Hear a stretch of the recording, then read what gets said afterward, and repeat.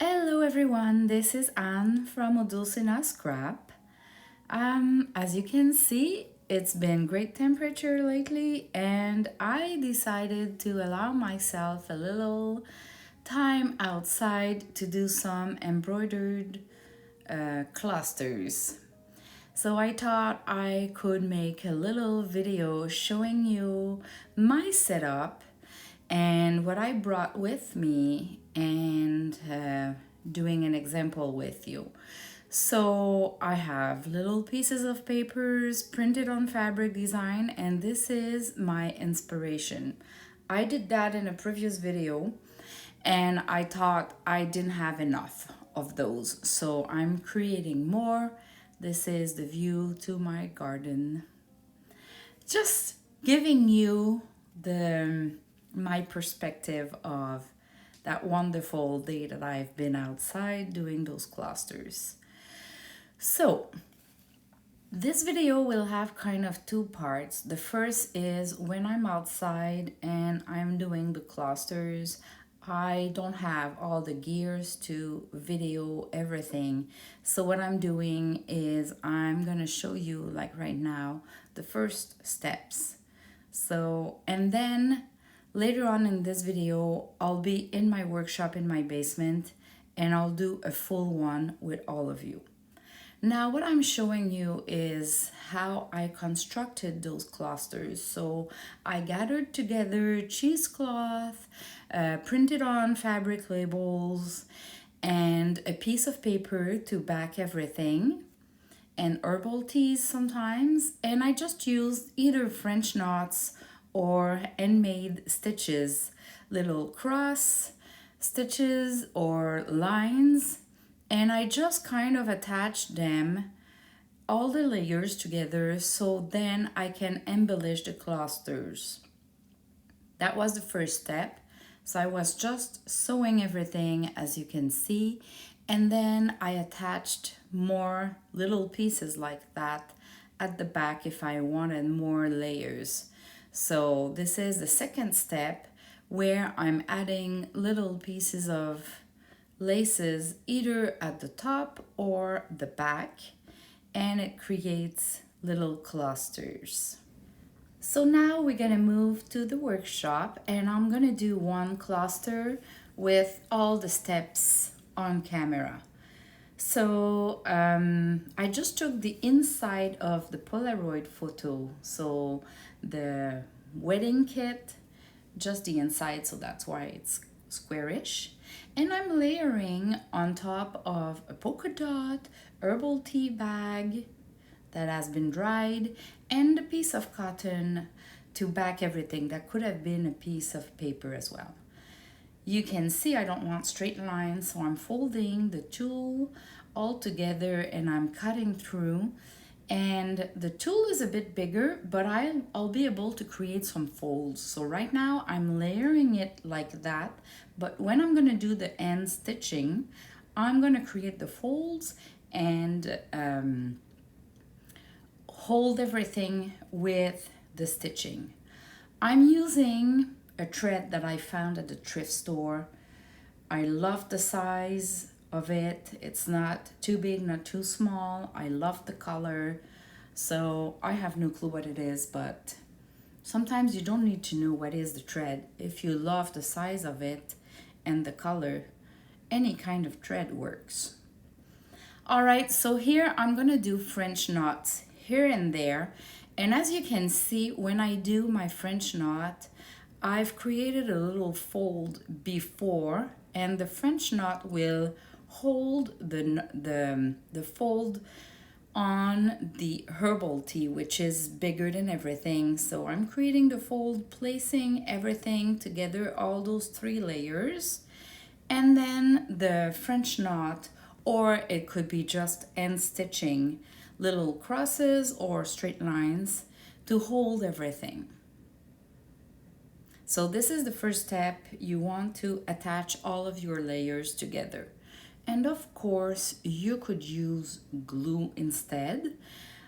It's just that I love doing hand stitching and embroidery knots and that kind of stuff, I just find that the cluster is more soft. It's not glued tight together. And because I wanted to do the stitching, the clusters outside, I didn't want to bring the glue outside, like my hot glue. I wouldn't have the power for that. So I just thought I'll just do end stitching.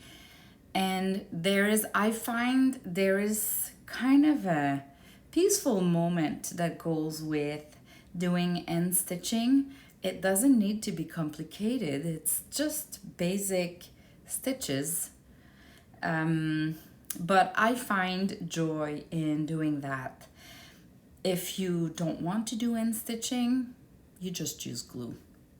Now, I'm using a piece of Crafty Me Shop. It's a big lace, but as you can see, I'm cutting just little parts of it, and I use only little parts of it. So when you're shopping, you need to look at the laces in a way where you could just cut a part of it and use them. I love to remove the edges that are too either a straight line or wavy too perfectly, and I love to use just a middle like that. I don't know where I'm going, but I'm just trying to place here and there, change the size, change the orientation, and when I find a place that I love, I just stop and I stitch it with just simple little stitches, hand stitches, and that's it. So what I wanted to say is, when you look at laces, especially those CMS laces, those Crafty Me Shop laces that are vintage, she always calls them CMS in the listing on her Facebook when she does the sales. Those are soft, they are vintage, and even if they might look expensive sometimes, which they're not compared to any stores, especially for me in Canada, but you need to deconstruct them, kind of take parts of them to get the most out of them and get that kind of look with your lace. So now I'm happy with the lace, and I'll just do more French knots to kind of complete the design of the cluster. I could have had embroidered like silk ribbon, roses, or colors. For this example, I just wanted to keep it a little bit more tone on tone. So when you do French knots like that, you can do little clusters of French knots. Some where I turned around the needle 2 times, 1 time, 4 times, and it creates bigger and smaller little French knots there. And I just put a bunch of them. It's like if it's doing a celestial stars in the sky. But the reality is just to decorate the cluster and make kind of a design with it. At the same time, it makes sure that all the layers of my clusters are holding together really well. At the end, when I'm gonna attach it to a junk journal cover or a page, I'm gonna use glue if it's directly on a paper, and if I apply it on a cover that is covered with laces, I can either end stitch it there or use the glue as well. That's pretty much it. We just need to embellish. We can add more stitches, we can add buttons, and we can add more layers of laces.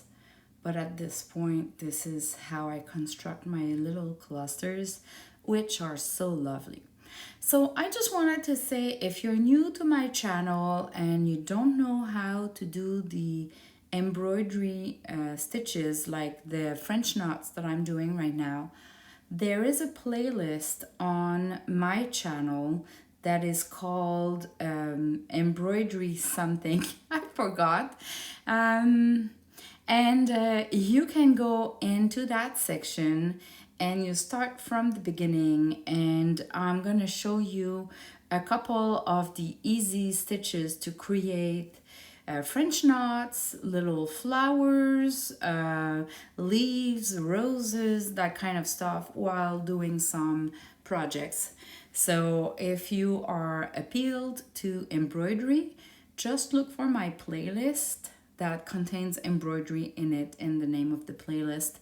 And you start with the beginning. The playlist will be all ordered in the good order, if I can say.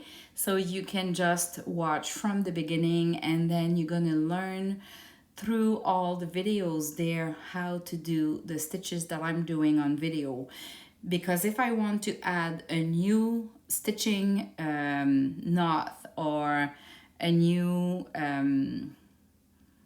embroidery, I'm gonna create a new video and add it to that list.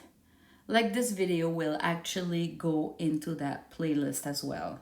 So just so you know which resources you have on my channel, if you find this video first and you have no clue but this appeals you, just look for my playlist.